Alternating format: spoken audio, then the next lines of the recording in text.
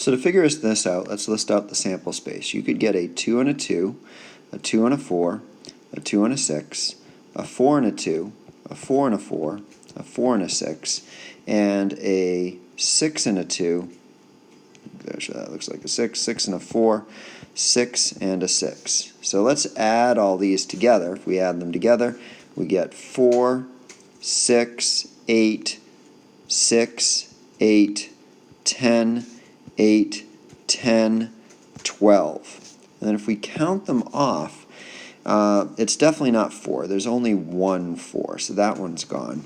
And then there's only 2 6s, and I think there's something more than 2. It looks like right here. I'm going to eliminate those 6s. I think we have 1, 2, 3 8s. We only have 2 10s and 1 12. So 8 is the number that should appear most often.